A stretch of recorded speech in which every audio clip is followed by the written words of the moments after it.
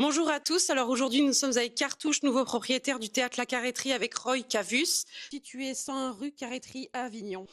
Bonjour Cartouche. Bonjour. Peux-tu te présenter Ouh s'il là te là, plaît? me présenter, là, je suis comédien, danseur, metteur en scène, je fais plein de choses que j'adore faire. Et puis, depuis le juillet, avec mon ami Roy, nous avons décidé de trouver un théâtre, de pouvoir mettre des programmations dont on avait envie, continuer l'aventure avignonnaise pendant le festival et le reste de l'année aussi.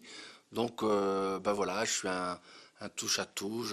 J'aime bien faire plein de choses en même temps et m'éclater dans ce que j'aime le plus au monde. À part mes enfants quand même, hein. Comment vous vous êtes rencontré avec Roy? Comment est née cette collaboration? Roy, on se connaît pas depuis très très longtemps, mais on a eu comme un coup de foudre amical et on se connaît depuis peut-être 2 ans, 1 an et demi, 2 ans. Et puis à un moment donné, j'ai dit à Roy, il me dit, ça m'énerve, je voulais avoir un théâtre et tout ça, puis je l'ai mis au défi qu'on allait acheter un théâtre et puis ça s'est fait très vite. Pourquoi avoir choisi un théâtre à Avignon? Qu'est-ce qui vous a motivé tous les deux? Je suis un fan du festival. C'est notre festival de Cannes à nous les scéniques. Donc moi j'aime bien Avignon, c'est dur, ça change tout le temps, mais il y a une ambiance telle que quand on l'a fait une fois en tant que comédien ou spectateur, c'est une émotion assez forte quand même. Donc on rentre, on va voir un spectacle, puis on ressort, on va en avoir un autre, puis on va boire un coup, on va boire du pack à l'eau, puis on repart à un autre spectacle. Il y a une ambiance, il y a la parade, des rencontres, tu rencontres les artistes dans la rue. Je trouve que c'est comme, en plus c'est le plus grand festival du monde, donc je crois que pour moi c'était avoir un théâtre à Paris, c'est pas pareil. Voilà, on a plus de. Avignon, c'est vraiment le centre du théâtre. Et dans le théâtre La Carrêterie, dans la salle que vous avez prévu des travaux, des aménagements ou ça reste Eh tel quel? ben, peut-être que ça se voit pas, mais on a fait la peinture là. On a tout repeint. On a acheté beaucoup de matériel. Et on a encore on va refaire la scène au fur et à mesure, mais on a refait toutes les loges. Toutes les loges sont propres, elles sont toutes neuves. Donc moi, comme je suis comédien, je suis sensible aux choses qui permettent aux comédiens d'être bien. Et c'est pour ça que je voulais absolument qu'on change la loge, qu'elle soit accueillante. Et voilà, ça sera. Les gens, quand ils viennent ici, c'est un petit bijou, ils sont très heureux. Donc c'est un théâtre que vous ouvrez pendant le festival et aussi toute l'année. Ouais, c'est un permanent. Pourquoi toute l'année? Pourquoi ce choix? Et pourquoi pas? Hein, c'est Oui. vrai, parce que je pense que ça s'arrête pas le 28 juillet, le théâtre, ça continue. Et j'ai plein de copains qui adorent jouer, qui cherchent des lieux pour jouer. Et je pense que c'est important la culture c'est déjà pas facile. Les gens n'ont pas l'habitude de sortir forcément voir des spectacles. Et donc il faut du contenu, du spectacle pour que les gens viennent, quoi. Donc j'ai envie de faire partie voilà, de la mouvance culture pour tout le monde et tout le temps, quoi. À quel type de spectacle doit-on s'attendre? Est-ce que ce sera différent pendant le festival et hors festival?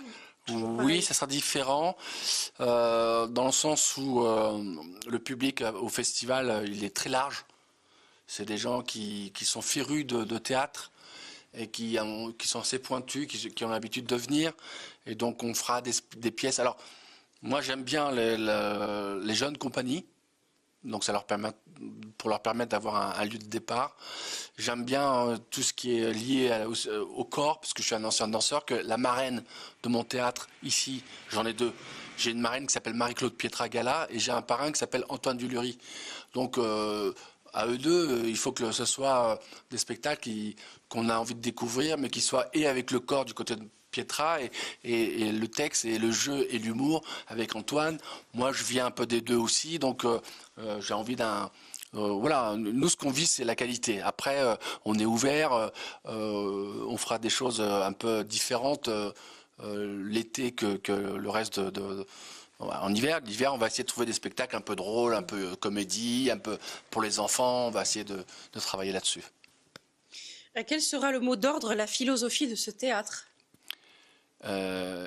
Vibrer, amour, joie Et quand tu rentres ici, tu te remplis d'émotions et quand tu en sors, tu gardes tes émotions. Voilà, c'est le rêve. Hein. Est-ce que vous voulez en faire un lieu de résidence pour les artistes? Peut-être la salle à côté, parce qu'on a racheté une salle qui est juste à côté. Et pourquoi pas, oui. Pour inciter les gens à venir, si vous deviez créer un slogan, quel serait-il? Qu'est-ce que tu fais chez toi? Netflix, c'est plus rien. Tu passes 3 heures à regarder des épisodes que tu as déjà vus, ou tu cherches une nouvelle série qui te semble bien, mais qui est pas du tout bien. Alors que si tu viens ici, tu sais ce que tu vas voir, tu en as pour 1 heure, 1h10, tu ressors plein de choses à l'intérieur de toi. Et puis tu peux manger une pizza à côté, tu peux aller voir, voilà. Donc je crois qu'on a besoin d'être ensemble. Mais quand on dit le savoir vivre ensemble, c'est ça. Entre ensemble, c'est tous aller au théâtre, tous aller à la piscine, tous aller au ciné, au resto. Puis arrêtons de rester planqués chez nous parce qu'il fait un peu froid et parce qu'on a les BFM et toute la clique qui nous mettent des émotions, qui nous mettent à l'envers. Donc sortez, venez partager avec nous. Allez, la dernière question. Si on se revoit dans 3 ans, quel sera le signe que ce pari est réussi? Que je suis toujours là. C'est pas mal ça, non? Oui. Merci Cartouche. Merci.